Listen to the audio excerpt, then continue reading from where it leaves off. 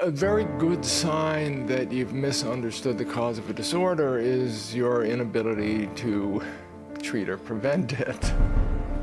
You look at the data of ever-increasing obesity and diabetes, and you just think, how is it possible the whole world has failed to eat healthfully? Maybe we're being told the wrong advice. Since the 1960s, the American Heart Association has been saying saturated fat is detrimental to cardiovascular health. You need to get it out of the diet. It's hard to think of another policy that has caused so much harm, that has been so wrong. You know the chief killer of Americans is cardiovascular disease. I mean, the manipulation of the data and the idea and the push for low fat really got us in trouble. I think the low-fat diet is genocide. Saturated fat increases cardiovascular risk. We've been told forever that fat's going to kill you. This started because there's incontrovertible evidence that saturated fat is bad. Over and over and over. The more animal protein, particularly red meat, you eat, the more likely you are to get sick from all kinds of different things. You're fat because you eat too much fat. So low fat, low fat, low fat, low fat, low fat. For 40 years, the dietary guidelines have set nutrition standards for every American, for our kids in school, for food programs for the poor and elderly, for rations for our nation's military, for doctors, nutritionists, and dietitians. We've had it hammered into our heads that fat is bad, especially saturated fat, the kind found in meat, dairy, and some tropical oils like coconut and palm. Base of the pyramid, carbohydrates. The food pyramid codified our fat phobia, telling us to make carbohydrates the foundation of our food choices. I think the food pyramid is great if you're standing on your head, because you need to turn that pyramid upside down. You can't be serious. That would put butter and fat at the top of the... Flip the damn food pyramid!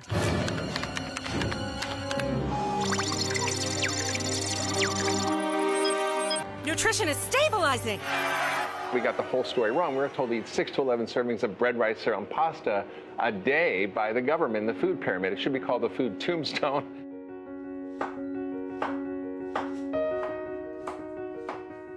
I'm Dr. Mark Hyman, a functional medicine physician with a focus on food as medicine. And I understand the healing power of food. But I can tell you, the low-fat diet did not make us healthy.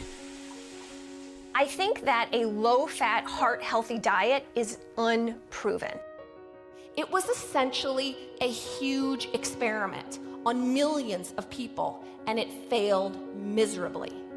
Wait a minute, have you not seen? Are you not practicing medicine to see who's coming into your clinic? To see the problems that this idea has caused? I mean, it's just, to me, unbelievable. For years, even I believed that eating fat would make me fat, and that eating saturated fat would cause heart disease and kill me. But now, a growing group of experts reveal that the science against saturated fat was never there. I was astonished to find that there simply was no evidence. It was just an idea, but it was launched as a policy for all Americans, based really on no evidence at all. What is the evidence? A big, big zero. Our federal dietary guidelines, the official government advice for how we should all eat to stay healthy, tell us to limit saturated fat to just a couple of bites a day and make carbohydrates more than half our daily calories. I'm here to tell you that advice is upside down and backwards. The idea that eating fat will make you fat is wrong, and the science that says saturated fat causes heart disease is misleading, and instead has led our nation down a dangerous path toward a widespread epidemic of obesity and type 2 diabetes. We screwed up. Happens all the time in science. Medical orthodoxy latched on to the wrong explanation, made a tragic mistake, and now we're living with the consequences.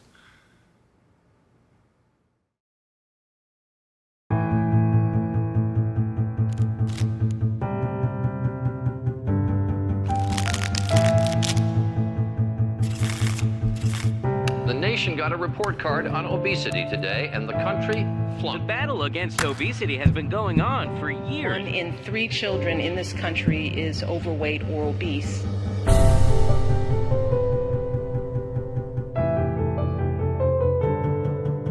The estimated $200 billion cost to the healthcare industry continues to rise. The search for weight loss and health may be a little more complex than you think. Despite all attempts to attack the problem, the adult obesity rate increased in 23 states last year.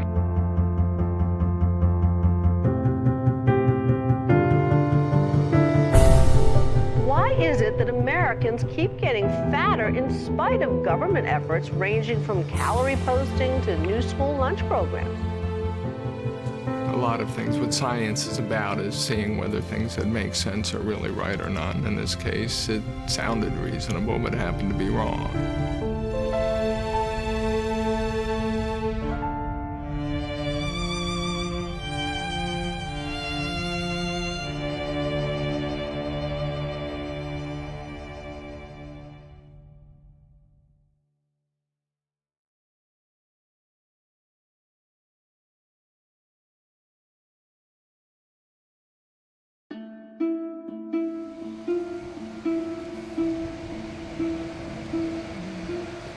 I'm not happy about a lot of years of being at different doctors, and every time that I'd go in, there was just, here's another injection, here's a different kind of an injectable. This is the injectable that is supposed to help you make your own insulin. The list of side effects were longer than your arm, and it never made you feel better, and certainly didn't help at all with weight. Judy has struggled with type 2 diabetes most of her life. So did her dad. When she was a teenager, he died from complications of the disease. Judy has tried for decades to get her blood sugar under control. When I did everything they told me to do, I'd still gain weight. And so then you just give up. This health epidemic is weighing on Americans. Judy is not alone. The U.S. obesity epidemic is only getting worse. Americans are not winning their battle against obesity. Obesity among children doubled over the past 2 decades. Today, 75% of the country is overweight or obese, and 1 in 2 of us has prediabetes or type 2 diabetes. Type 2 diabetes is crushing us financially, crushing us. It currently costs a person with diabetes in America $900 a month for insulin. Direct cost to our health care system of about $1 billion a day. There isn't enough money in the healthcare system to be able to afford this. The cost in terms of money is huge. The cost in terms of human suffering is like, 10 times more than that.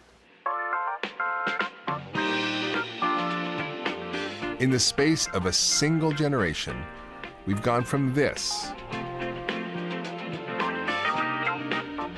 to this. Watching the footage of the 50th anniversary of Apollo 11, I was struck by how not fat everyone in the crowd was. We looked like a completely different race of people. The heart attacks, the strokes, the cancer, the blindness, the amputations, all of that, I think, is unnecessary suffering that we're causing people. The question is, where did this come from and why is it occurring? When I was in medical school, type 2 diabetes happened only in older adults. Now we see it in kids as young as 3 years old. And the more we try to medicate our way out of the disease, the worse it seems to get. You can't throw drugs at a dietary disease and expect to make it better. But that's the medical teaching. Hey, you have type 2 diabetes, let me give you some pills. The model doesn't work. We're not making people healthy, we're just treating disease. But if you give people good nutrition, they become very healthy. He introduced that keto diet, and 6 weeks later, it was like a miracle. No diabetes. And it was like magic. And I got completely off of insulin. 2 years later, I had lost 197 pounds. Problem is, we've been confused and downright brainwashed by decades of nutritional dogma. The almost religious conviction that fat is bad, especially saturated animal fats. You can lose weight on these animal protein Atkins type diets, but you're mortgaging your health in the process. we still operate under this idea of dogmatic principles. We've always done it that way. That's what we've always said. We're going to continue to say it. And unfortunately, nothing is holding back progress in nutrition science like dogma. Alternative ideas have been attacked, and physicians labeled as quacks for ignoring guidelines against fats and telling patients to cut carbs instead. In South Africa, Dr. Tim Noakes went through a 4-year ordeal that threatened his medical license for recommending a low-carbohydrate, high-fat diet to a young mother. The reason why the low-carbohydrate diet has become demonized is because it works, and it has a huge impact on the financial return of the medical profession. I'm an internal medicine specialist. I can treat all of the conditions that I used to treat with medications just by changing the food. It's remarkable. It's completely free. There's no special equipment. There's no special, surgeries. It's a completely natural, and it's been used for thousands of years. I can treat not only obesity, but I can treat type 2 diabetes, high blood pressure. In fact, I have to take away medications from people as they get better. This is as big as the discovery of insulin or antibiotics. It clearly is. My interpretation is that low-fat diets can work, but low-carb diets work better. And that's what the science says. Nick Brown is a pretty typical American when it comes to his diet. Hey, how you doing? He eats a variety of protein, vegetables, and grains. He enjoys beer now and then. And one of his favorite foods, thanks, sir. Have a good day. Is pizza. Looking forward to pizza. Maybe. If it ruins pizza for me, I'm going to be pissed off. Nick is participating in a unique nutrition experiment along with Tracy. Yeah, I've got a plan for the week. And Cynthia. Thank you. 3 metabolically healthy people who take no medications, trying 2 different diets, low carb versus low fat. Quite a few new recipes, so I was curious about using the right thing. Up on the small. Before, during, and after the experiment, they each weigh in, check their blood pressure, blood sugar, and cholesterol. It's a little bit of alcohol. Throughout the experiment, we'll track their blood sugar. Are you ready? Sure. Okay, here comes. Go. Using a continuous glucose monitor, or CGM. Didn't bother you? Nope. Okay. You just hit check glucose, and it says ready to scan, and you just take it here, and there it is. It's 94 right now. The first week, we put them on a low-carb ketogenic diet with less than 20 grams of carbohydrates per day, plenty of healthy fats, and a moderate amount of protein. A diet designed to keep blood sugars low, but an eating pattern that is not allowed by the U.S. dietary guidelines. The second week, we switched them to a USDA My Plate meal plan. It's a 2,000 calorie a day, government-endorsed, low-fat plan featuring whole grains, lean meats, and vegetable oils, and more than half the day's calories as carbohydrates. Week 1 is the low-carb, high-fat diet. And then we'll keep this going. This is almost ready. I'm excited about it. I'm excited to try the recipes and excited to see just what a full week of doing this does. I'm grateful to be doing it. It's very fascinating to me. The keto recipes are full of healthy natural fats like eggs, butter, avocado, olive oil, and nuts and seeds, and even grass-fed beef. I love new recipes, so this is really good, interesting. So these are buttered eggs, and that's what they're called in the recipe. You actually make them with butter. I use the grass-fed butter. And then I decided to add a little bit of avocado and some tomatoes and salt and pepper, and that's it. Super simple, super easy. I am making a keto zucchini boats. You take out the middle of the zucchini, cook it up with some onion, spinach. I put in some olive oil, and then just let that saute for a little bit. I think it's working for my body. I'm curious to see what it does through the whole week. Those are really good. By adding healthy fats into every meal and cutting out processed carbs, the 3 experience a sense of fullness that lasts. To be honest, I've really not been famished. So this is day 3 of the strict keto diet. I am literally down 3.5 pounds from when this started I'm surprised by that. I feel great. I went mountain biking last night and had a lot of energy, and I don't feel hungry. I still feel full, and that was after 3.5 hours. And usually at that time, yeah, after 2.5 hours, I'm hungry usually. One way to think of carbs is they are like kindling on a fire. They burn quickly and then go out, dropping your blood sugar and creating severe cravings, the physical signal that your body needs more fuel. To keep your metabolism burning, you must constantly eat more, and then you crash, and then you eat more, and then you crash. See how carbs like bread, pasta, rice, and yes, even whole grains affect your blood sugar. Protein has a much lower response. It will raise blood sugar a small amount, and fat, take a look at fat. Almost no rise in blood sugar at all. When you eat fat, it's like putting logs on the fire. What you get is just a long, steady source of fuel. And that's one of the reasons that I like low-carb diets so much, because they don't require as much willpower. Because if your hormones, your insulin isn't going up to the sky every time that you eat, and then crashing down, making you crave a bagel or a donut or something from the snack, if that's not happening in your physiology all the time, it's much easier to not overeat. Day 6, lunchtime, leftover Italian cabbage stir fry with a blob of sour cream. I'm still not quite hungry, but it's time for lunch.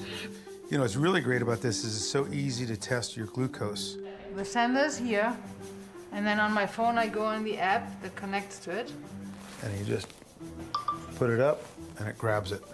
And then doop it, and then you have it. Pretty cool. It's really cool.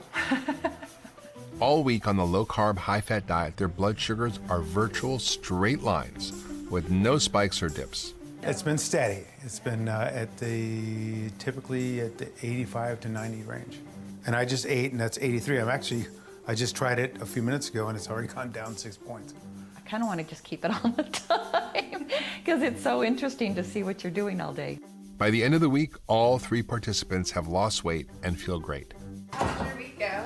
Very well, thanks. Good. You have lost about 2.5 pounds of fat. And how are your blood sugars? Very, very even. And look, your lean tissue, not only has it not gone down, it's actually gone up a little bit. Boy, really even. Yeah. Wow, not a lot of variation at all. I had always a full feeling, so I'm wondering if I ate too much, maybe, I don't know. Well, you'll feel a lot more full with fat and protein and less carbohydrate for sure. Next week, we'll flip from low carb to low fat and follow the U.S. dietary guidelines. I'm really curious to see what happens. I'm a little scared about what's going to happen. So how is it possible that we got the story so wrong about fats? There were religious objections to eating meat as early as the 1800s that influenced American opinions, but a major turning point was in 1955 when a presidential health scare shocked the nation. News of President Eisenhower's sudden illness, described by his doctors as coronary thrombosis, came as a severe shock to us all. President Eisenhower in 1955 had a heart attack. He was out of the Oval Office for 10 whole days, and that really focused the attention of the nation on this problem of heart disease. Cardiovascular ailments continue to take an increasingly heavy toll of American lives, 1 million this year. The nation was really in shock, and there was a desperate need for explanations. And people were like, whoa, what's causing all the heart disease? Here are vital statistics. They show that this problem here in America is the worst in the world. There were a number of ideas about it. One was that it was vitamin deficiency. Another was that it was the rising tide of auto exhaust, more cars on the road. Of 10 men, we can expect 5 to get it. But we can't say who, or when, or why. Now you can look back now and say, well, that's pretty easy to understand. Everybody was smoking. Raleigh? Oh, no thanks. I have a pack. More doctors smoke Camels than any other cigarette. In the 1950s and 60s, cigarettes were in. Spud cigarettes are cooler than cool. Smoke Spud cigarettes, that's the mild, happy rule. Here, have a Viceroy. Eisenhower himself smoked 4 packs a day. What do you think? This is what I was really looking for. If you look at the trends for cigarette smoking against the increases in heart disease, they track together. But at the same time, the consumption of saturated fat was falling dramatically. Everybody was smoking. Now we know smoking causes heart disease or contributes to heart disease. But at the time, of course, the tobacco companies were like, no. Tobacco, smoking, it doesn't cause heart disease. So all the scientists were like, hey, I wonder why we're getting so much heart disease. There's one theory that was proposed by Ansel Benjamin Keyes, who is a pathologist at the University of Minnesota, and he said that it was saturated fat and dietary cholesterol that caused heart disease. It's like, okay, but how do people eat butter for the last sort of 2 millennia? And ever since 1970, it causes heart disease. It's like, it didn't cause heart disease before. At the same time, consumption of sugar, refined oils, and refined grains were on the rise in America, but Ansel Keyes focused on fat as the cause of heart disease. And he thought that total cholesterol in your arteries would build up and clog your arteries and give you a heart attack, like hot oil down a cold stovepipe. So that was his idea. It was just a simple idea. You know, to blame a sort of ancient food for a modern disease was completely illogical. It didn't make any sense, but you repeat things enough and you get it out there enough, people believe you. As American author H.L. Mencken once said, for every complex problem, there is a solution that is simple and clear and wrong. It's the biggest scam ever perpetrated on the American people, this whole notion of cholesterol. If you have high cholesterol, you may be at increased risk of heart attack and stroke. Don't kid yourself. Talk to your doctor about your risk and about Lipitor. It's eye-wateringly lucrative to keep this idea going that we need to lower cholesterol. Cholesterol has definitely become the boogeyman of cardiology. And here's what's so interesting about cholesterol is we need it. Our bodies cannot exist without cholesterol. Yet once again, in simplistic thinking, we try and lump cholesterol in good cholesterol and bad cholesterol.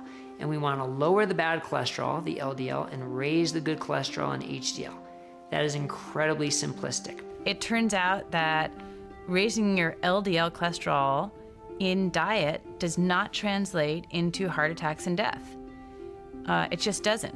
When you take cholesterol out of the equation, you go, let's just see if people who eat more saturated fat actually die more. Do they actually get more heart disease? That's what we care about. Forget that it raises cholesterol. We know it raises cholesterol. Let's take that out of the equation and see what the end result is, which is what we care about. And every time they do that, the relationship dissolves. There is no relationship between the amount of fat you eat in your diet and getting heart disease. We now know that chronic inflammation caused by a diet high in sugar, refined grains, and refined vegetable oils is far more dangerous to our health. Atherosclerosis is an inflammatory disease. It's not a buildup of fat in the artery, it's actually an inflammation that's causing the problem. And the cholesterol then will go to that damage to try to repair it, but it didn't cause the damage. The damage has to come first. It's like saying that firefighters caused the fire when they just turned up to put the fire out. It was there by association, but it was there to repair, not to cause harm. Inflammation is probably the #1 promoter of every disease we don't want to have. And the #1 inflammatory substance in the American diet is sugar. That's it. I mean, you put those two things together, inflammation makes everything worse, and sugar is the #1 inflammatory substance that we consume. End of argument. In 1951, Ansel and Margaret took the 2 oldest children to Oxford for a year's sabbatical. The couple continued their travels, measuring cholesterols and conducting diet surveys in several European and African countries.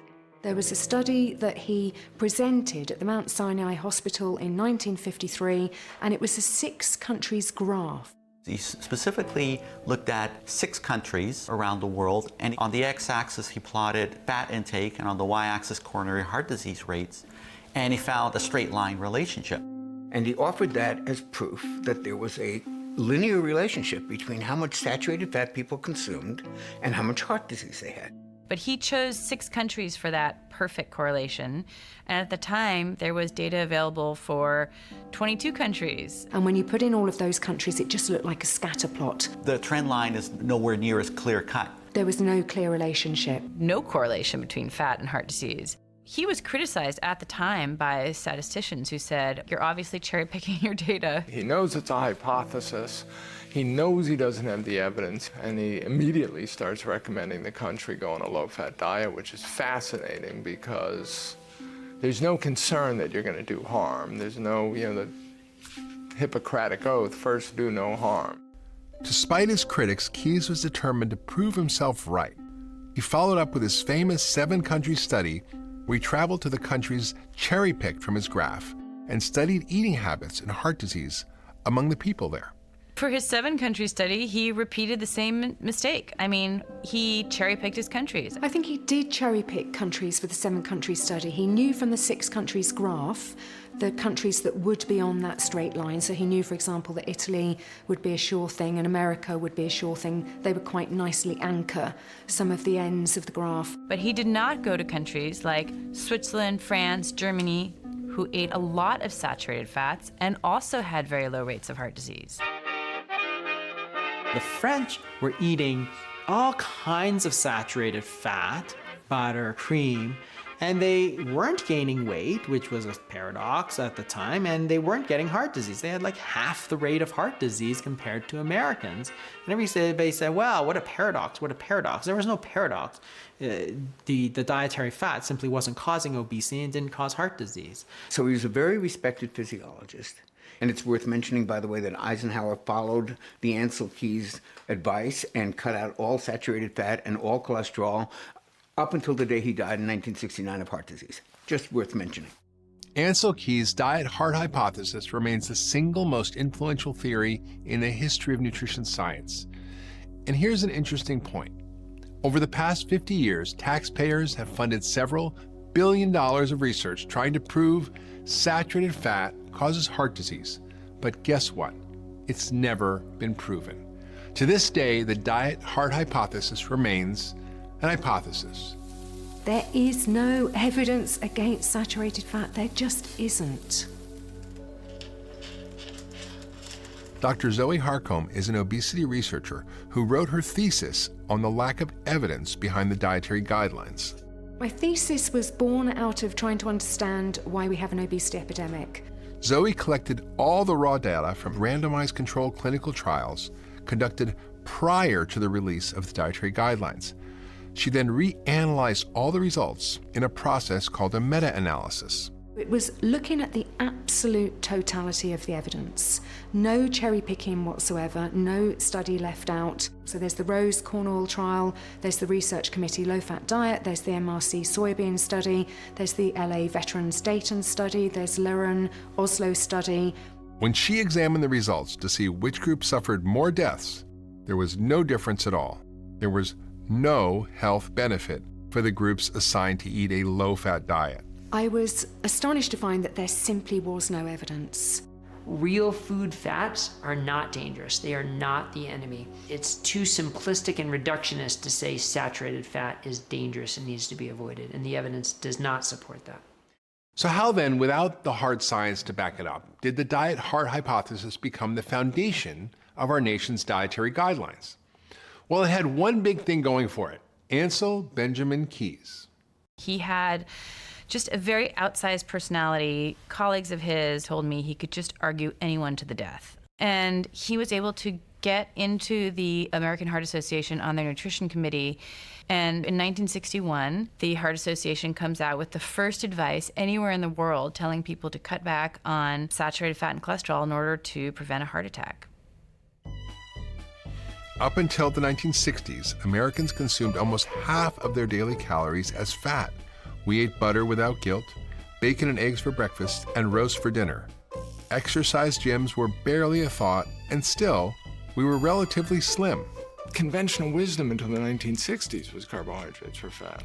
That's the weird thing about it. You talk about bread, pasta, potatoes, rice, sweets going directly to your hips. It was what my mother's generation believed growing up. The diet used in this study is satisfying to the appetite because of the use of more protein and fat. And then in the 1960s, we come along with this idea that dietary fat causes heart disease.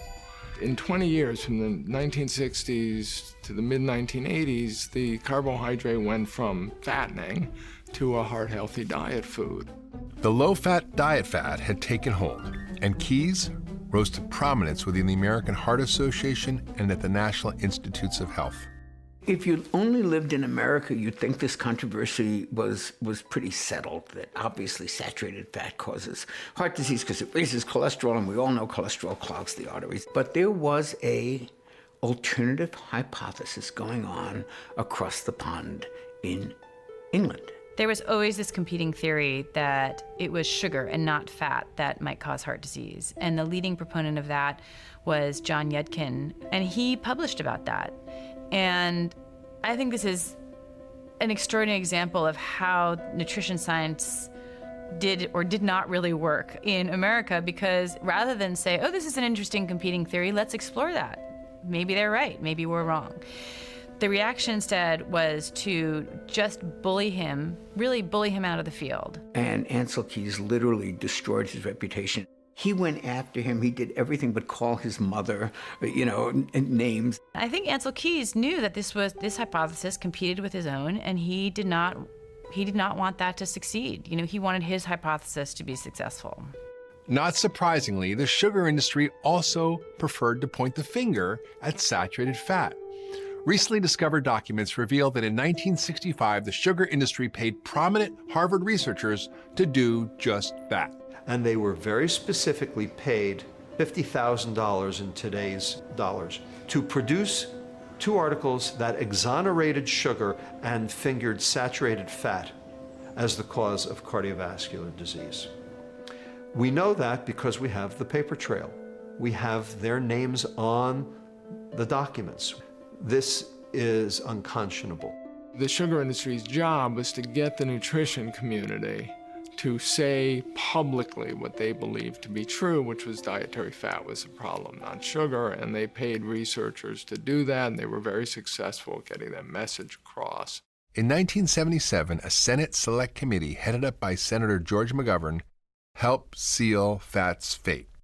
Over the objection of scientists who pleaded against it, and with no hard evidence to back it up, the committee recommended the low-fat diet to the nation.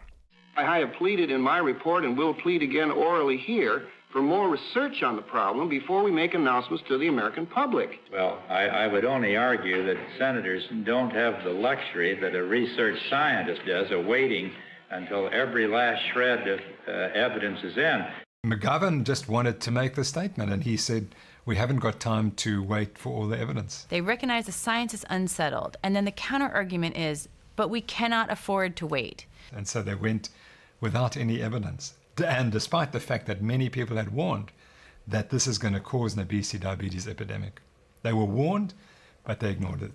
In 1980, the U.S. government triggered a radical shift in the diet of Americans when the campaign against fat became official food policy. The first dietary guidelines recommended 7 to 11 servings of bread, basically, every day. 50 to 55% of your calories are supposed to come from carbohydrates, mostly grains. For the first time anywhere in the world, our government endorsed a massive increase in carbohydrates and slashed saturated fat consumption to less than 10% of daily calories. The American guidelines started with a very high-carb, low-fat approach, which was disastrous for putting that out into an entire population without evidence saying that it was healthy. Obesity in America had been slowly creeping up from the mid-1900s on, but in 1980 you see it turn sharply upwards. And then it just takes off like an airplane. So you just want to ask, well, what happened around then? What happened in 1980 is that the U.S. government told all Americans, cut back on fat and increase your carbohydrates. It could be complete coincidence that just happened to coincide, but it sure as anything needs looking at to see if it is just coincidence. When we took the fat out of the food, what did we do? We put something in which was way worse: sugar. 1, 2, and twist. Reduced fat Oreo. Less fat, loads of taste. New reduced fat brownie, muffin, and cake mixes from Pillsbury. Try the new frosting, too. Hershey's syrup is virtually fat-free. Terrific.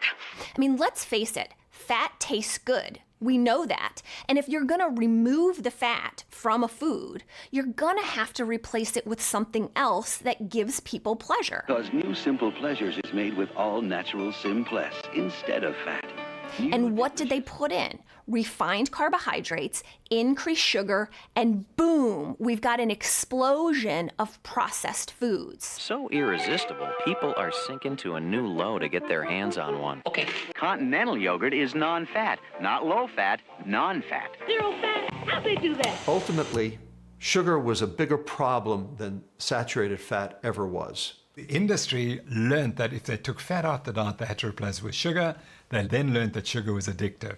Wow, these are really good. These are great. Bring them on. Oh, yeah. And that's the driver of the obesity epidemic. Low-fat yogurt, higher in sugar. Whoa. Low-fat peanut butter. This is special. Low-fat salad dressing. This is great. All higher in sugar or carbs. Are you sure this is fat-free? All low-fat foods turned out to be higher in carbs. I don't think this was anyone's intention, but it's what naturally happens when you remove fat, which is natural for humans to be eating, from their dietary choices, and you put them on things instead of tasting like cardboard, they can at least taste like sweet cardboard. Snackwell's chocolate sandwich cookies. These taste unbelievable. What if I can't bake enough of them? Those women will be after me again. Hello, Cookie Man. What's in the box? The Snackwell phenomenon was like the epitome of what happened with the low-fat food industry, where people thought they could just eat massive amounts of these cookies. Don't you think you got a little carried away? They were very high in sugar and white flour. Cookie Man, you better make some more. The American Heart Association cashed in on the low-fat craze. Food companies paid hundreds of thousands of dollars to feature this heart-healthy checkoff symbol on a product. So this resulted in crazy things like the heart checkoff on Cocoa Krispies or on Honey Nut Cheerios or on all these foods that were super high in sugar. But as long as they were low in fat, then it was considered healthy. Kellogg's Fruit Loop cereal, part of this nutritious breakfast. Ha-ha, now that's a seal of approval. Heart-healthy, low-fat Fruit Loops, anyone? There's a kind of conventional explanation that it's really the fault of Americans for not following the guidelines. There's nothing wrong with our guidelines. It's just that Americans fail to follow them. But government consumption data confirms Americans did as they were told and dutifully cut back on natural fats found in red meat, whole milk, eggs, animal fats, and butter. But we still gained weight. One of the analogies that I like to use is, imagine you had a baseball team that lost every single game for the last 50, 60 years. And you're like, well, those players, they just don't know how to play. None of my players know how to play. Well, at some point you'd have to say, maybe we should take a look at our coaching strategy. It can't be the fault of all of those players for decades. But that's basically our explanation for why Americans are getting fatter and sicker. It's their fault. They just can't do it right. I think the dietary guidelines have been a tremendous failed experiment. It's a good question of whether they just need to be changed or whether they just need to be scrapped and start over. I genuinely believe that people now are hanging on to this saturated fat myth because they don't want to admit that they were wrong. I don't think the governments will ever admit they were wrong about saturated fat. And we are paying a hell of a price for a few public health people wanting to protect their own reputation, not wanting to look silly. And I used to fantasize about the American Heart Association press release that would say, okay, yes, we know for the past almost 60 years we've been giving you the wrong advice, and we apologized if we killed any of your loved ones prematurely, and we apologized if we gave you heart disease with the advice we did give you. We were just telling you what we thought was true then, and we were best of intention, and now we know better. That apology may never come. And the largest health organizations dedicated to preventing obesity and type 2 diabetes continue to spread advice that makes it worse.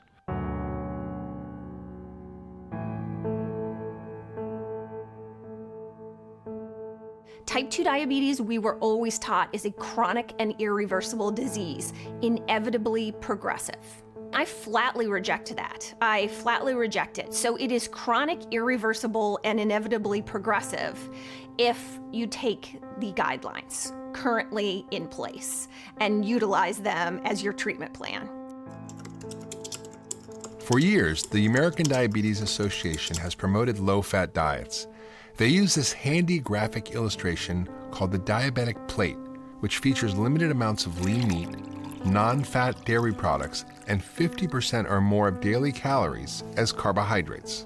I think the diabetic plate is a prescription for worsening of the disease. If you really look at the diabetic plate, it is 3/4 carbohydrates, which makes no sense. It also is lean protein. So when we look at the diabetic plate as a whole, there's almost no fats.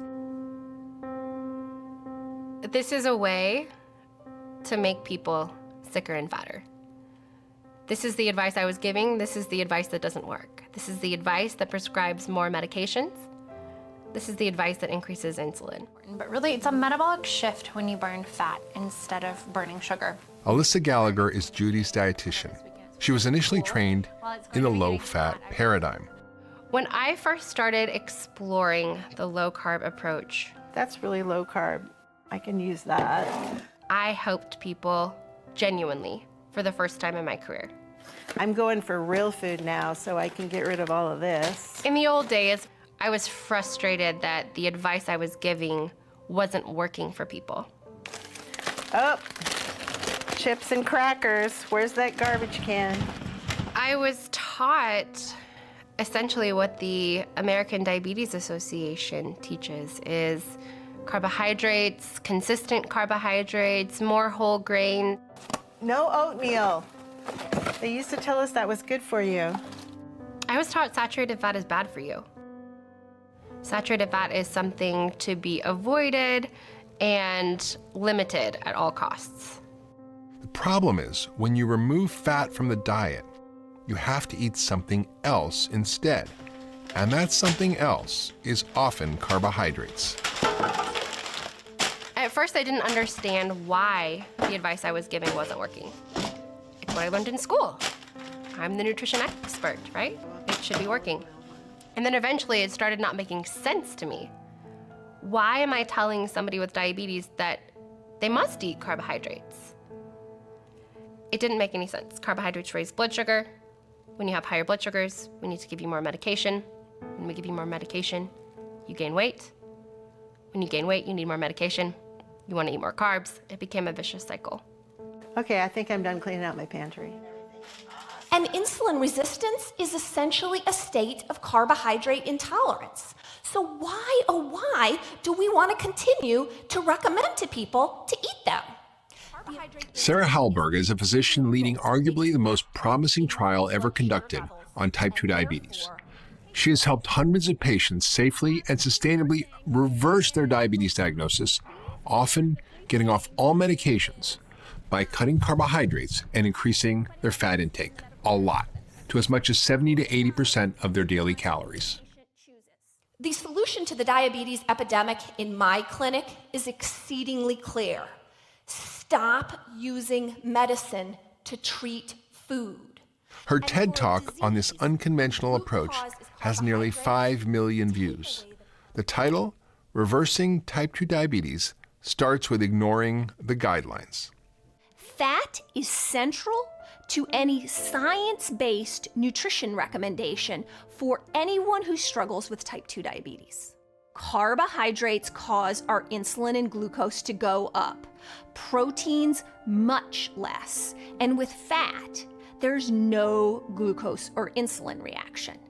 And given the fact that type 2 diabetes is a problem with elevated glucose, wait a minute, we can't be recommending the macronutrient that's going to cause glucose and insulin to go up. But that's exactly what MyPlate and the ADA guidelines do. They recommend us to eat the macronutrient that's causing the problem. In her clinical trial of nearly 500 patients, 60% of the intervention group reversed their diagnosis of diabetes. That's more than half the patients whose blood sugars normalized. 94% had their insulin doses decreased or totally eliminated, with no increase in their LDL or lousy cholesterol. By comparison, the American Diabetes Association reports a less than 1% success rate at reversing diabetes when following their own low-fat advice. So if we want people to really get help, we have to start giving them advice that actually works. It's hard when you have, let alone been hearing something for decades, but been saying something for decades. It's difficult to turn that ship around. Because to turn that ship around, you have to be vulnerable. You have to say, I was wrong. And this involves a lot of organizations, a lot of people saying I was wrong. And I think that's hard. I think that's a big deal. After years of following the guidelines and getting nowhere, Judy has decided to ignore the ADA's advice and try to reverse her type 2 diabetes with a low-carb, high-fat nutrition plan. The health professionals that were giving us all that advice through the years just kind of bounced us back and forth, and we never really had any answers. I really like just unsweetened coconut chips. I feel like what I'm learning now is a way toward health and a way toward a better size that I'll feel good about, which to me is hand in hand with my health. The U.S. military is now facing a new threat. It's not North Korea, it is actually the U.S. diet. The single biggest disqualifier is obesity. Wait, we're talking about young people. Right, youth obesity.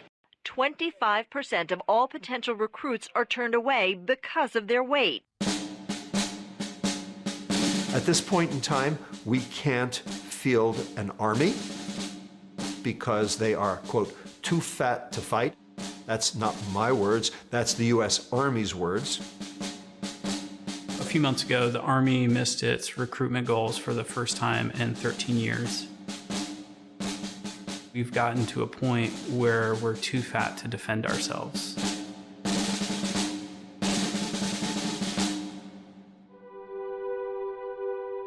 Captain Brian Gaudette is an Apache helicopter pilot, an entrepreneur, and a living example of why the U.S. dietary guidelines matter.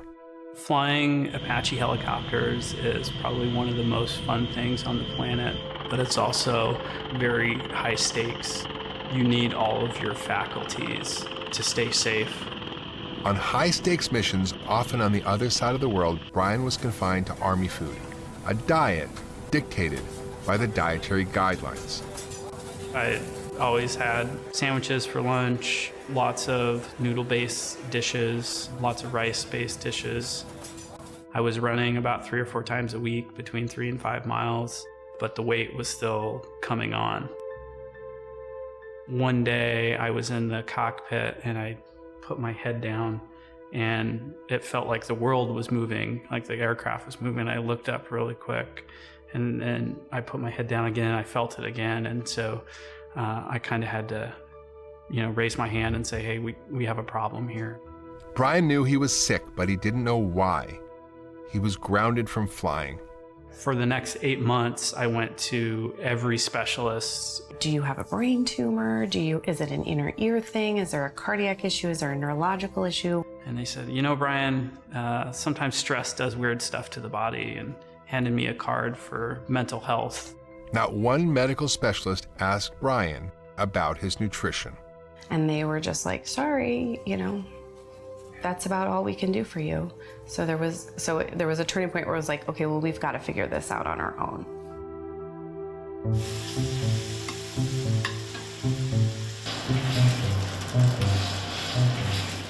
Brian decided to try an elimination diet, and he cut out all grains and sugar. For really just efficiency and for taste, I made these giant batches of bone broth, vegetable, and meat soups. Amen. And I just ate them pretty much every day. And that's where sort of the nickname Captain Soup came from. In about 6 weeks, I got my brain back. I got my energy back. I lost about 25 pounds. I started to see my husband come back. I started to see my children's father come back. It's miraculous to me what just food can do. Just by changing what he ate, Brian's health problems resolved. He no longer takes any medication. He's back to his high school weight, and the Army has reinstated his flight status.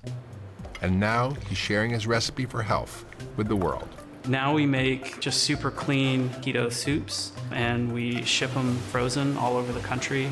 These days, when Brian goes on deployment, he ships ahead cases of soup. He no longer relies on the Army food that made him so sick. When my son was born, I was really sick, and I look back at photos from that time, and I barely remember anything about that year because I was so out of it. Sorry. And when you don't have energy and you don't have your health, like, you don't really have anything. I have my brain back, I have my energy back, and I can show up and be there for my kids and for my wife like I want to be. Today, less than 20% of medical schools require nutrition training for physicians. That's slowly changing, but a widespread lack of nutrition knowledge means many physicians misunderstand the root causes of chronic and metabolic diseases, which are often driven by diet. When a physician preaches low fat and a physician preaches reducing calories and they try that themselves, it doesn't take long for some of them to realize this isn't working for me. Maybe it's not working for my patients either. Allie, how are you doing? Physicians are not immune to obesity. Plenty of them struggle with their own health challenges. Until 2 years ago, I was trying to do the American Diabetes Association diet, the American Heart Association, trying to eat a low-fat diet, eating small meals throughout the day, and I'm gaining weight. Up 2, up 3. I was working out 6 days a week because I would say, I gotta work out. If I wanna lose weight, I wanna be an example to my patients. You're exercising, but like they say, you can't outrun your fork. So I had a huge Like many docs, Brian Lenskis was trained in the low-fat paradigm, and that's what he practiced with his patients for decades. But the struggle with his own weight was getting out of control. Yeah, at that point, I was around 260 pounds. And I was, at that time also, I was pre-diabetic. Clearly what I was doing wasn't working. I was following the government guidelines, and I was getting sicker and sicker. And it's not working for me. Well, were my patients not listening to me, or was I giving them bad advice? And it turns out we were giving bad advice. Honey, I got a mixture of chicken, Italian seasoned sausage, and like a spicy pork. So when I cut carbohydrates, the interesting thing for me, if I had eggs for breakfast, for instance, my 10 o'clock snack that I was gonna have, I wasn't hungry and I would skip right through it. I like the grease on my fingers. Super good. Within the first 6 months, I was down about 28 pounds, 30 pounds. I was putting on muscle mass and I was feeling really good. My energy, my mental clarity, my focus, my fatigue levels, all those things got better. I was like, wow, pretty interesting. How many guys have lost like 10 pounds or more doing low carb or keto? And he's been a fantastic ambassador for low carb lifestyle because he's seen it personally, and now he's seen it with hundreds of his patients. Hey, how you doing? Fine, thanks. So good to see you. Thank you. How's things? In all my years of practice, I never saw anyone cured of diabetes by going on a low-fat diet. Never, not one time. No one came off insulin. Since switching his practice to a low-carb, ketogenic approach, nearly a dozen of Brian's patients have reversed their type 2 diabetes and come off insulin altogether. Man, I was just looking at your numbers and it's like, I think if anyone I've ever seen, you've come off insulin faster than anyone. I feel brand new. Brand new, brand new. So I'm sticking with the diet. In 3 months, I went from insulin 5 times a day to no insulin and was able to maintain normal blood sugars. I don't remember if Dr. Lenskis suggested keto specifically for the weight loss or if it wasn't for the other issues that I had. I started it, and I do love butter, and I do love cream, and I do love bacon. So, it sounded really pretty good to me. Great, it's incredible. I ate less, and what I ate, I enjoyed more. Since last March, a year ago, I've lost between 50 and 60 pounds, but I've gained a lot of strength, I've gained a lot of muscle as well. So I've lost over 200 pounds. It's just mind-boggling. He hadn't taken any patients off insulin ever in his entire career. And in 5 months, he got 11 patients off insulin completely. How can you not acknowledge that? You've done incredible things. I mean, just 2 years ago, you were on insulin 5 times a day, huge doses, and you asked me, can I come off this insulin? I'm gaining weight, I'm tired, I'm fatigued all the time. And now seeing you where you're at now, and it's pretty remarkable what you've accomplished, you know, just by making some lifestyle changes. They're empowered now to get themselves off insulin. So now they're seeing it. Now my patients are telling their patients, and they're going to them saying, hey, how come this person came off insulin? I thought it couldn't happen. It can happen. It does happen, right? And we're excited about that. I don't know anyone else who's lost as much weight as you have. Even with gastric bypass surgery, I've never seen it. You know, the fact you're coming down off your diabetes medicines, you're off them all now. Your blood pressure came down. All these things are getting better, and we're just slowly getting you off medications. You are making progress, and you're making a ton of progress, more than anyone that I've ever seen. The shift that he saw in his patients, being able to actually remove medications and make them healthier at the same time, was just tremendous. And it all started with his own personal journey. Maybe eventually the government will come around. Maybe, possibly so. If not, it's your health, right? We could do it as individuals, and when people are seeing people have benefits, they're going to want to go into that lifestyle. And what you're doing and what we're seeing day after day, it's super exciting. Yeah. Yeah. So thank you. So thank you for encouraging me too. You. Oh no, you're wonderful. You are absolutely the best. You're awesome. Thank you. So the 3 main macronutrients in food are carbohydrate, protein, and fat. And here's an important point. There are essential fats and essential proteins, but there are no essential carbohydrates. Essential means the nutrients are required to sustain human life. We must eat these to survive. But there is no physical or biological need for us to consume any carbohydrates at all.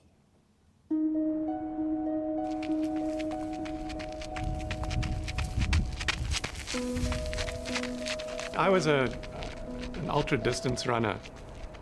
Not an elite athlete, but I was pretty good and finished like in the top 100 out of a field of about 15,000. By the time he was 30 years old, Doug Reynolds had run almost 100 marathons and ultramarathons. He was in the best shape of his life, but something wasn't right. And I would be incredibly fit. And yet, on the day of the race, I would be standing there thinking, I've got to run up that mountain for 55 miles. I can't even get to the corner. I felt terrible. I used to think it was just nerves. Like many people, Doug thought athletes couldn't function without carbohydrates. He would binge on carbs in the days leading up to the race. But it wasn't the nerves. It was the fact that 3 days before, I just gorged myself on all these pastas and potatoes and all these carbohydrates, and it was toxic. It's a familiar story to Dr. Tim Noakes, the man who wrote the book on carb loading. So the first 4 chapters are all on high carbohydrate diets and how the most important determinant of your success in running is how much carbohydrate you're eating. So I promoted this, and all the time while I was writing this, I was getting fatter, less healthy, and my running was getting slower and slower and slower, to the point where I was really hating running. Even though they were exercising a lot more than most people, both men suffered from their low-fat, high-carb diets. I started to put on a little bit of weight, and I never used to weigh myself because I was always a runner. I was fine, you know.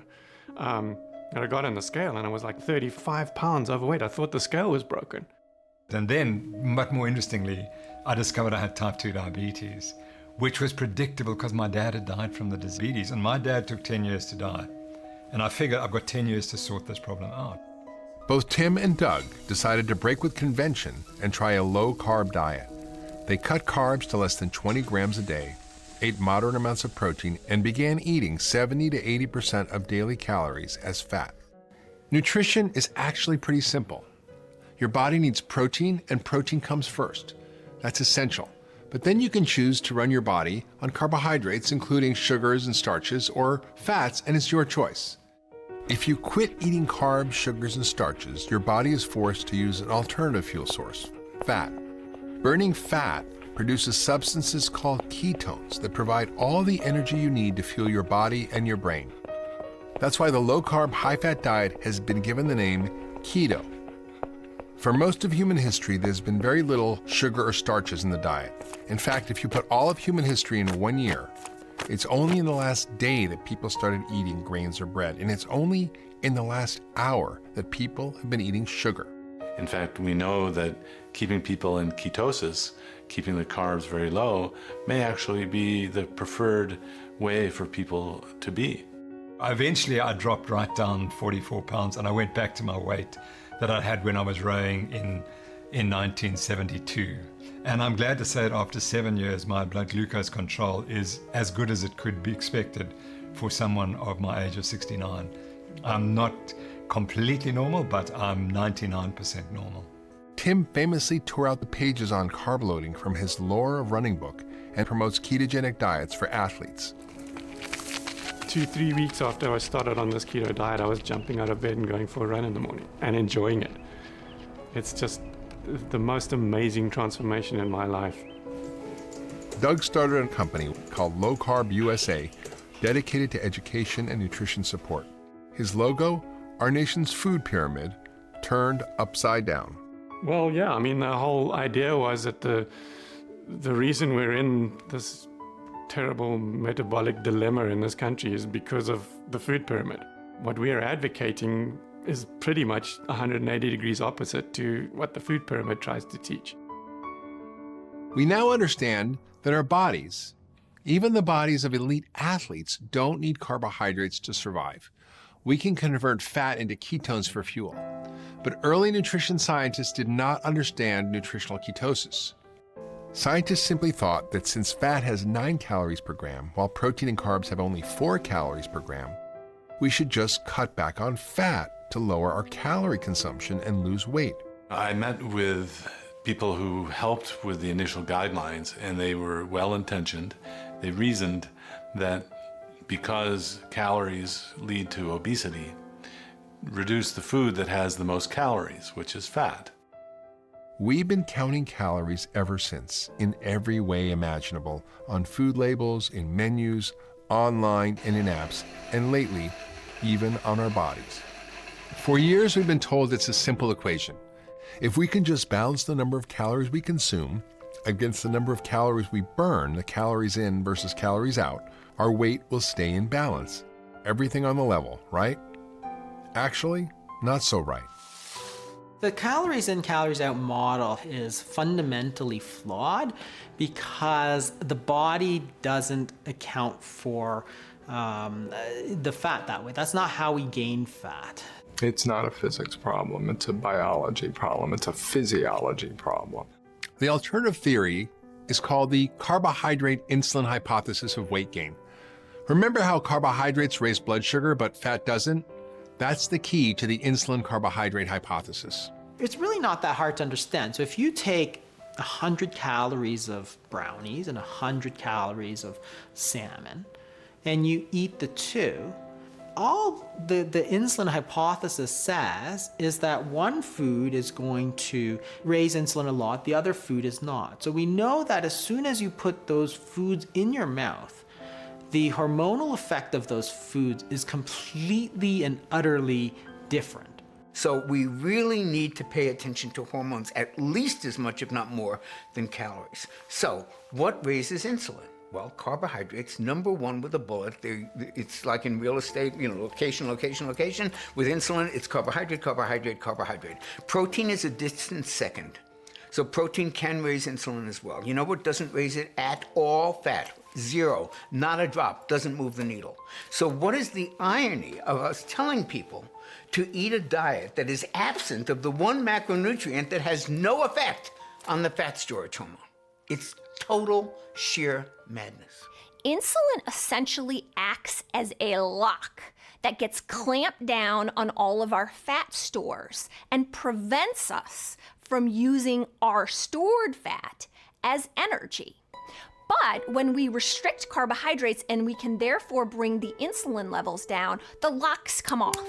And all of a sudden we have access to all of our fat stores for energy. That's right. Insulin is a fat storage hormone.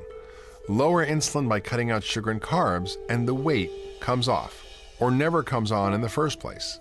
We tell patients to think of their body as a bowl of sugar, right? So over time, that bowl fills up. If you're eating a lot of, processed foods and, sugar and so on, that bowl fills up. And eventually that sugar, as you add more sugar in, spills out. And that's what type 2 diabetes is. Your cells can't hold any more sugar. It simply spills out into the blood. The wrong thing to do is take the insulin and keep cramming that sugar back into the body. The body sort of takes it until it rots, right? It would be much smarter to simply say, hey, I have too much sugar. Let me just burn it all off by intermittent fasting or not putting any more sugar in, a low carbohydrate diet. And guess what? It works exactly as you would expect it to work. I've been using the keto diet for about 13 years in a university clinical practice, and the results in treating diabetes are quite remarkable. I've had some people get off insulin within just a few days of changing from eating carbohydrates to not eating carbohydrates. I think my record that I can recall is I took someone off 180 units of insulin a day in just 2 days. Well, come on in and take a seat. Sure. If Judy were to have walked into my office 10 years ago when I started, I would have thought, I can help you. You just need to eat less. You need to exercise more. We need to start measuring your food. You can do this. I believe in you. And I thought that to be true. Why don't you go ahead and get your blood sugar meter out for me too? Okay. Take a look at that. Over the course of the following 5 years, I realized it wasn't working. And either no one was following my advice or I was giving terrible advice. I've been writing down each day. Thankfully, Judy didn't come into my office 10 years ago. She came into my office this year. And I was able to offer hope. I was able to offer an opportunity. I knew that she could be successful. And success wasn't just measured on the scale, it was measured with blood sugar reduction, insulin reduction, anti-inflammatory markers, blood pressure, as well as insulin. Yeah. Looks like you did an awesome job. Yeah. And you are down 12 pounds. Wow. Since our last visit. Yeah. I can report that this is the second week and I have normal blood sugars now in the morning. I'm still doing my injectables, but it's gotten leveled. It's leveled and I know that I'm in ketosis and the weight is starting to drop off. What's the dose you were taking when you walked out of the door? 120 units. Okay. And now I'm doing 100. In just 2 weeks on a ketogenic diet, Judy has cut her blood sugar in half and lost 12 pounds. Changing her nutrition has done more to improve her health than any medication ever did.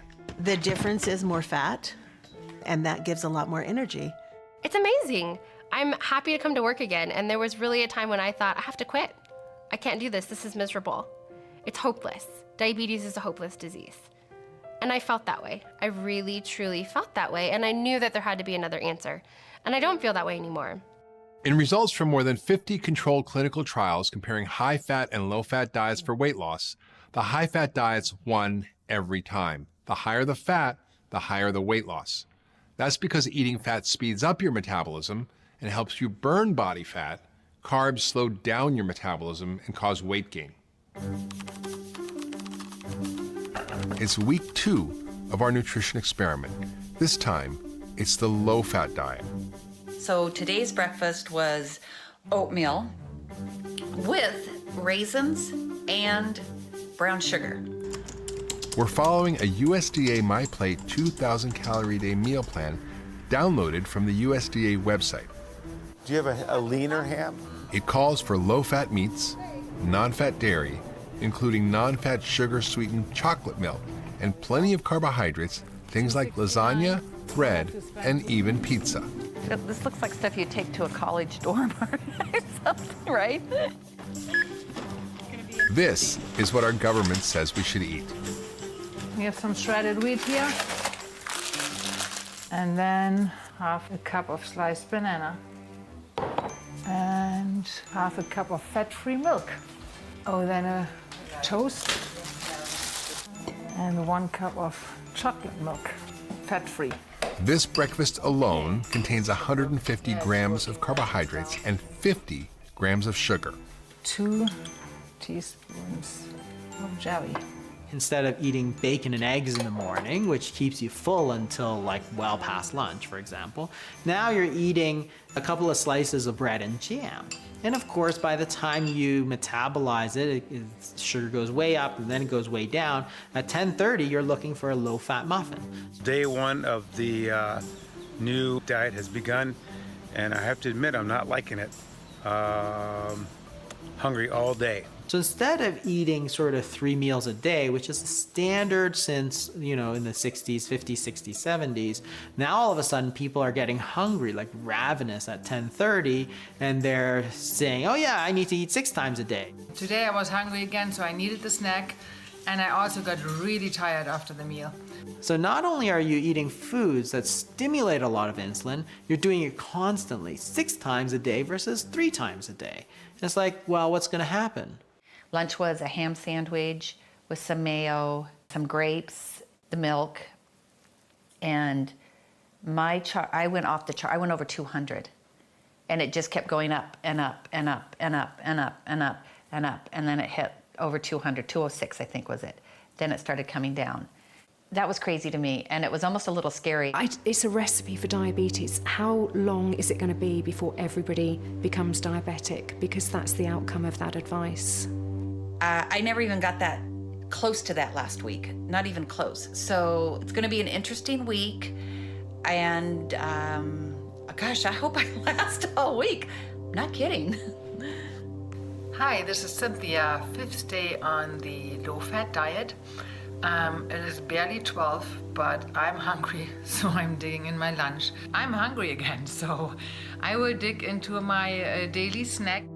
Last week I barely was hungry at 2, and now I'm very hungry, so I will eat. I was hungry the entire time. I would eat. That would feel good for about 30, 40 minutes, and then I would start just feeling hungry. I definitely like last week. When you compare the flat and steady blood sugars from the high-fat week to the roller coaster readings from this low-fat week, it's hard to believe that our government thinks this is good for us. The USDA put together a guideline that seems to me was really to market the food that America makes. It wasn't based on health. The dietary guidelines are not guidelines. The dietary guidelines are guidance. They're guidance for the food industry to be able to sell food. They have nothing to do with health. And the fact that the USDA is in charge of our health is already a problem. The USDA, when it was founded, had 2 mandates, not 1, 2.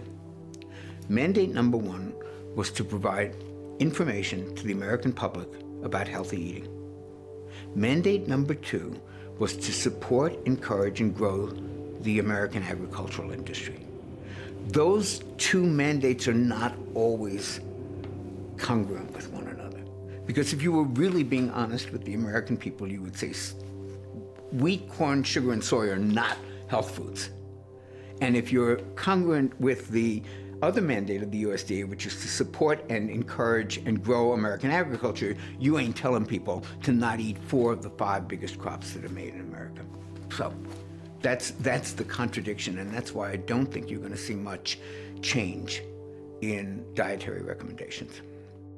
So Nick, tell me about your experiences these past 2 weeks. So it's been really, really interesting. Yeah, so it was interesting. Wow, it was really interesting. The low-carb, high-fat, I had a really good experience with. I loved all the food, and I found it very easy. I like the high fat a little better because I felt more energetic. The following week on the low-fat, high-carb, I was bonking. I'd just be tired. Maybe hangry is probably the best word. Insulin is a big driver of carbohydrate craving and hunger. That hangry feeling that you mentioned is often when someone's insulin levels are high but their blood sugar is low. It's that insulin roller coaster we talk about, that you eat carbs, your insulin levels go up. And I was, I got foggy during the high carb week. A little groggy. I was even just like saying things backwards, and yeah, I noticed that I wasn't clicking like I normally do. I'd love to see your graphs at some time too, like kind of see the whole progression of them. Do you have them with you? Yeah, sure. Let me see here. Just look at the difference between the 2 diets. every one of our participants experienced similar reactions to the low-carb versus low-fat diets. Wow, what a difference between Yeah, the it's 2 huge. weeks. Yeah. From the first week, I was almost a flat line. Yeah. I was averaging 84. Much more stable. It was fascinating. Yeah, it was really, interesting. really interesting being part of this. I'm really excited about this, Yeah. changing my life on this. It's cool to see. For many people, fat is a superfood. Not only does it help you feel full and lose weight, your body uses it as the building blocks for cellular membranes, and fat makes up the myelin sheath that forms around your nerves and allows electrical impulses to transmit quickly and efficiently. Fat makes up more than half our brain tissue. Human breast milk is more than half fat, much of which is saturated fat. We need healthy fats to be healthy humans. Unfortunately, what we've been told about which fats are good for us and which fats are bad is dead wrong. Everybody just thinks, oh, don't eat fat, don't eat fat. And it's actually more tragic than that. The story is actually much worse. As people turned away from saturated fats like butter and animal fats, we were told to eat margarine. Yes, I am the muffin man, now I am the butter man. Imperial, only our taste deserves the crown. It turns out, and this is what's so tragic about it, it was deadly advice. Many doctors have recommended corn oil margarines to help lower the saturated fat in a reduced fat diet. So if you remember, margarine is vegetable oils, and then they partially hydrogenate them to make them solid so they look like butter. Partially hydrogenated fats are actually trans fats. It's best to replace spreads high in saturated fat. So we went from eating natural foods and butter to trans fats, which we now know was super, super, super deadly for heart attacks. For the family you love, serve delicious new Mazola margarine. They'll love its light, delicate flavor every day. That is like mind-blowing that we told people to stop eating butter and eat this poison instead, and it would be good for you, and we all did it. This is Mazola 100% corn oil margarine, made from 100% corn oil goodness. Well, there's really no doubt that the American Heart Association endorsement of vegetable oils was a great thing for that industry. This is Ralph Edwards of Truth or Consequences. Congratulations on your fine entry statement on why we should all support the American Heart Association. The American Heart Association started in the 1920s as a sleepy little organization that could barely keep its doors open. But in 1948, Procter & Gamble, the maker of Crisco, or shortening, staged a nationwide fundraiser, and the AHA hit the jackpot. Thanks, Jack Benny. The American Heart Association has $1.5 million there. All right, Ralph Edwards saying good night, everybody! Overnight, millions of dollars flowed into their coffers. I mean, literally from one week to the next, they started opening up chapters all over the country, all thanks to Procter & Gamble. New Crisco oil stays blended longer, makes salads taste great. New Crisco oil blends better than other oils. The American Heart Association has endorsed vegetable oils ever since. It's not nice to fool Mother Nature. They then were able to publish advertisements saying, lowers cholesterol, take this ad to your doctor and get them to prescribe to you vegetable oils for your health. Vegetable oils are a fascinating topic because they've become labeled as heart healthy, which drives me a little crazy because the label was granted to them simply by lowering LDL cholesterol. But the broader question is, what else are they doing? These are not real food products. These are products made in factories. These are products that require heat and chemicals and high pressure to extract what little oil there is. The heat and chemicals used in the manufacturing process oxidizes these delicate seed oils.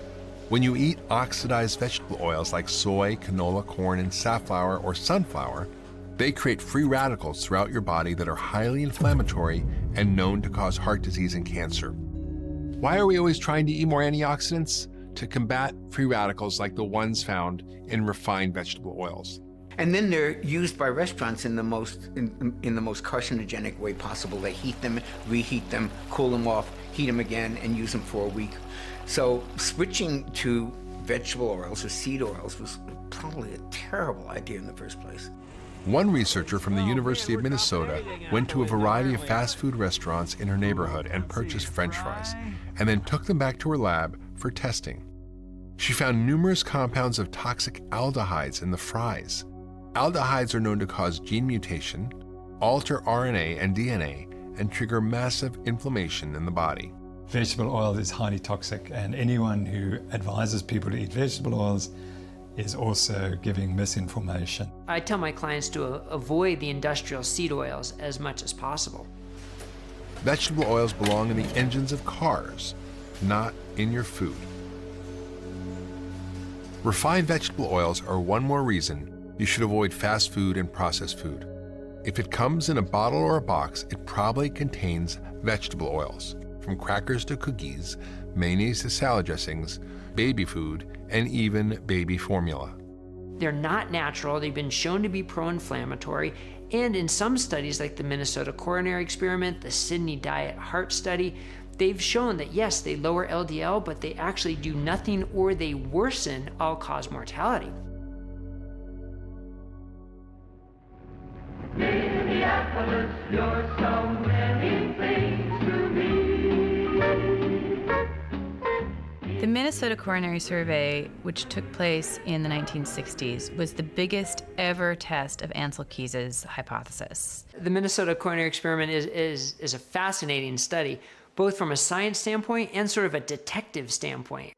So it took place in 5 Minnesota mental hospitals, which is a kind of experiment you can't do anymore because it's considered unethical. But back then, it has the benefit of being highly controlled, which means that you're feeding people all their food, so you know what they're eating.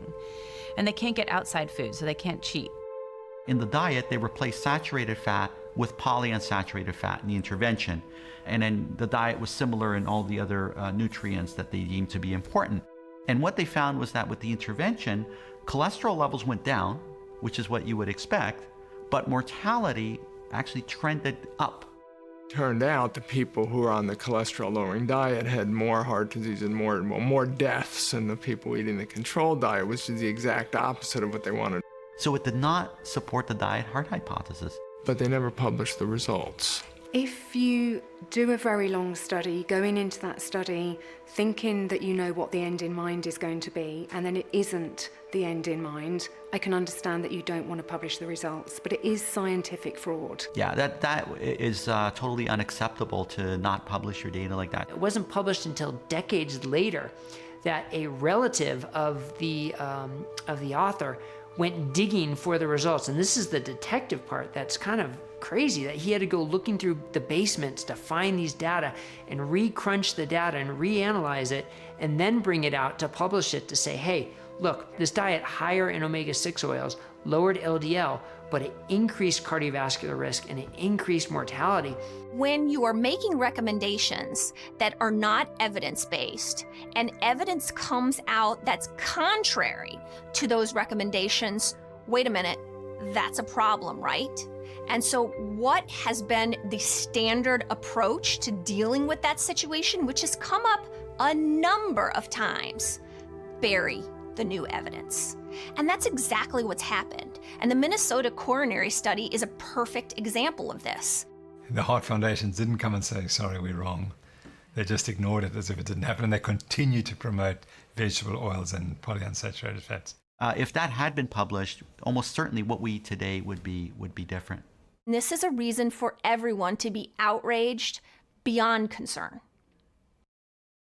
Controlled clinical trials like the Minnesota Coronary Survey are considered the gold standard of research, the type of experiment where you can control every bite of food and change just one thing, like swapping butter for margarine, to find out if it has an effect on our health.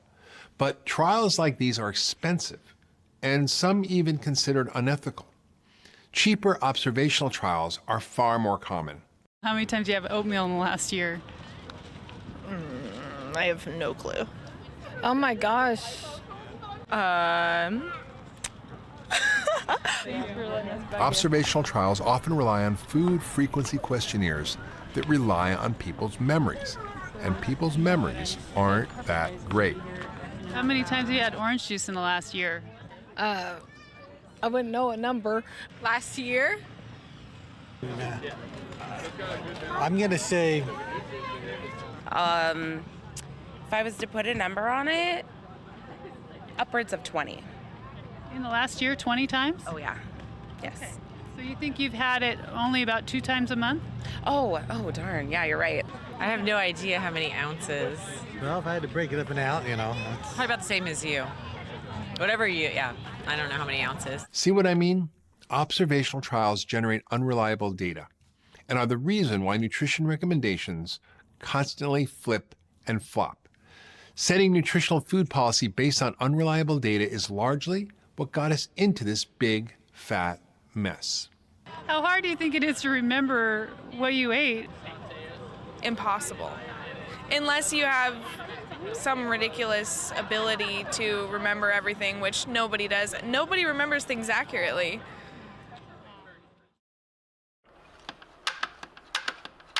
No one person may represent the antithesis of the low-fat diet better than Dave Asprey. His company, Bulletproof, has made a morning ritual out of adding spoonfuls of fat to coffee. You take anywhere from a teaspoon to a tablespoon of grass-fed butter. Add to that a few more tablespoons of purified coconut oil. And then add your brewed black coffee.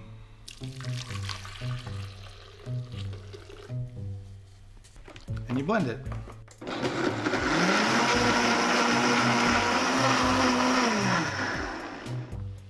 You can see it looks an awful lot like a latte. You drink this, you're just not hungry for hours and hours, and you're energized in a way that you'll never get from a piece of toast. It was through his own discovery of a high-fat, low-carb diet that Dave Asprey lost more than 100 pounds, and he's kept it off for 10 years. In 2004, after I lost a bunch of the weight I wanted to lose, I decided to go to Tibet to learn meditation from the masters. And I'm at 18,000 feet elevation in a very remote part of Tibet, 10 degrees below zero, 30-mile-an-hour winds, and I'm feeling kind of wrecked because there's no air and it's cold. And this little Tibetan woman gave me a bowl of yak butter tea, which is yak butter mixed with tea and a pinch of salt. All right, fine, I'm hungry. I drank it. Didn't taste great, didn't taste bad, but a minute later, I feel really good. In fact, I haven't felt this good in days. What is happening? And I wrote a little note in my journal. How could this be? And that day I had another 20 cups of it, and I just felt like I got my life back. Dave came back to the States and adapted his yak butter tea experience to coffee. Bulletproof is now a multi-million-dollar company which Dave operates alongside a small organic farm where he grows grass-fed sheep and pigs. Hey guys. Hey Riley. Dave believes the quality of the fats you consume is critical. If you're not sure whether fats are good or bad, it's okay, because some fats are bad and some fats are good. No wonder it's confusing. Short version, grass-fed butter, egg yolks, coconut oil, avocados, olive oil, those are the good fats. While there is much debate over the role played by animal agriculture in climate change, raising grass-fed animals on organic pastures like Dave's actually helps capture carbon and can be a sustainable piece of the climate solution. And the meat you eat must be higher quality. And guess what high quality animals make? High quality poop. Guess what high quality poop makes? High quality vegetables. The vegetables you're eating that don't come from farms that work like this are vegetables devoid of nutrients. And if we allow that to continue, there will be no topsoil. This is how you make topsoil. And the Tibetans figured out a long time ago, saturated fat helps your brain. They were using it for meditation. They're using it to help their metabolism work in very harsh conditions that are high stress. So it's time to throw away the seed oils. They are not fit for human consumption.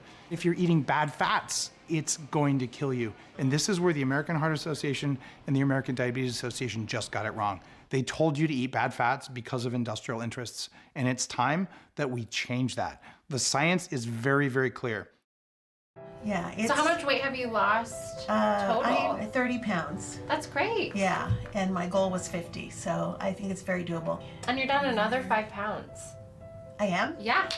Yeah. In 2 months, Judy has lost weight and cut her insulin medications by 60%. I think you have to look inside yourself and just determine that nobody's going to take care of you the way that you can. I don't feel like anyone could go wrong with making an attempt at this, but you can't attempt it for a week. You have to set your mind and set yourself to it for, a period of time. Judy is inspired by thousands of other patients who've reversed their type 2 diabetes, getting off all medications with a high-fat, low-carb nutrition plan. We reversed my severe type 2 diabetes after 1 month. I couldn't be prouder. No more insulin injection for me, and no more metformin or even statins. I completely reversed my type 2 diabetes in just 3 months. Now, before I changed my diet, I weighed 212 pounds. Now I weigh 165 pounds and I take 0 medications. Before I started, I weighed about 265 pounds. I now weigh 130 pounds. Now I can enjoy my family. I can do everything that you should do to live a life. It's just been a total change. I have seen so many individual transformative patients. What an honor that is to share that journey with a patient. I feel like if a person just is determined and sets their goals, that there isn't anything you can't do. You just have to decide that feeling good and being healthy is more important than the things you used to like to eat. It isn't very long before your tastes change and you really like it. When I first started exploring low carb, I tried to keep it very quiet because it has been, and maybe still is, a very controversial subject. In other countries, dietitians were losing their licensure over practicing low carb, let alone medical doctors as well. Professor Noakes, on a charge of unprofessional conduct, the majority of this committee find you not guilty. The controversy over low carb may be slowly, quietly changing. In the long drawn-out case of Dr. Tim Noakes, the final ruling found in his favor. So as far as we're concerned, we've made the point that this diet is safe. That's all we really set out to do. The low-carb ketogenic diet is a low-inflammation diet. More and more brave practitioners are going against the dietary guidelines to help their patients find better health. Like Brian Lenskis, who also teaches low-carb nutrition classes at his church. So far, Brian's congregation has lost more than 2,000 pounds. Our results are in purple here, low carb. The 2-year findings from Sarah Hallberg's clinical trial show that a low-carb, high-fat diet is equally as effective as bariatric surgery in reversing type 2 diabetes. So your assessment of the vilification of saturated fat after your experience in this trial? Well, I'll tell you, what we say is that we do not restrict saturated fat in these patients, and yet they're having these remarkable results. In April of 2019, the American Diabetes Association issued an update to its long-standing position that diets lower than 130 grams of carbs a day are unsafe. I was thrilled. It felt like Christmas morning to me. It was the very first time in writing from a huge organization that said what I was doing was okay. What I was doing was an approach that was helping my patients. And while it was something that I have known for years, it was the first time I felt safe. It was the first time I felt safe to give these recommendations. In 2015, after more than 50 years of condemning foods like eggs, lobster, and shrimp, the American Heart Association quietly dropped their long-standing recommendation against dietary cholesterol, saying it's no longer a nutrient of concern. That same year, the U.S. Dietary Guidelines Committee removed the cap on dietary fat consumption, admitting there's no evidence that eating fat is bad for health. But the cap on saturated fat remains. The hypothesis that saturated fats are bad for health has been the most tested hypothesis in the history of nutrition science. There has been no hypothesis that has been more tested. Some 75,000 people, 65,000, somewhere in that range, depending on which studies you include, and none of them could show that saturated fats had any effect on total or cardiovascular mortality. There's no evidence for it. Even so, the American Heart Association, who takes much of its funding from big food and big pharma, continues to stand behind its long-held position that saturated fats are the cause of heart disease and that refined vegetable oils are heart healthy. But there is so much politics and so much money and big pharma and the sugar industry behind trying to keep those guidelines as they are right now. I feel like eventually they will change, but when it could be 50 years. We can't wait 50 years. Millions of people have died already because of this mess. Doug Reynolds isn't waiting any longer. His company, Low Carb USA, is partnering with dozens of physicians, nutritionists, and dietitians to create a set of global clinical guidelines that teach medical professionals how to safely and effectively practice low-carb nutrition. Now it gives a lot of them confidence to maybe start implementing it in their practice, where before they weren't quite sure how to do it, or they were afraid that the other doctors weren't doing it. Now they're actually following some kind of set of guidelines. And what about the official dietary guidelines for Americans? The 3 main eating patterns recommended by the USDA all feature more than 50% of daily calories as carbohydrates. According to the dietary guidelines, low carbohydrate, high fat diets are still not an option. So good. In 2017, the National Academy of Sciences and Medicine performed the first ever outside scientific review of the U.S. dietary guidelines and found that the process lacked transparency and scientific rigor. Recommending a single dietary pattern to an entire population was a huge mistake. Not only did the low-fat diet not work, it did us harm and resulted in greater obesity and disease. The lesson of the low-fat diet may be that nutrition science is deeply flawed, and our nation's dietary guidelines have been heavily influenced by the food industry and the enormous amount of money at stake. What we are living now is just so completely unsustainable. These unsustainable rates of obesity and diabetes, we're bankrupting our nation. It's destroying people's lives, it's destroying our country, and it has to stop. We are not treating the disease, we're treating the symptoms of the disease. And so it should be of no surprise to anyone that we're not getting better. And we're not going to get better until we recognize what the real problem is. If we changed the food, we could solve this problem. You know, we get so many mixed messages about diet, and does the government have a role in telling people how to eat?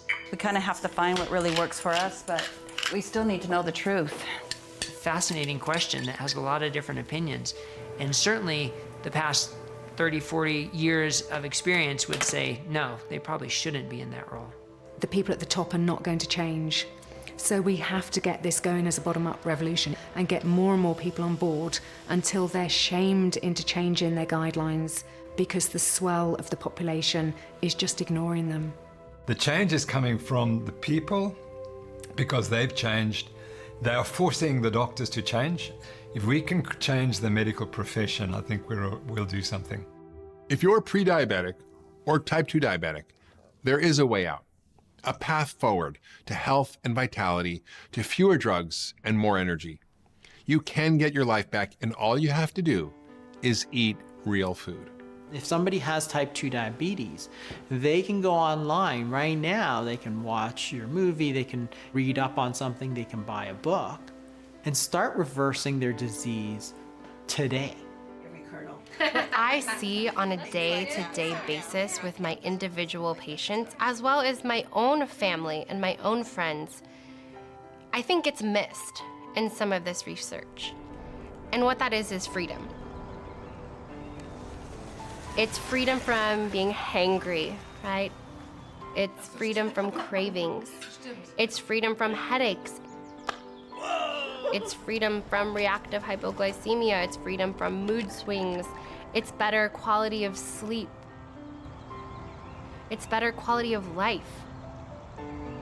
I feel great. I feel really good. Hi, girl.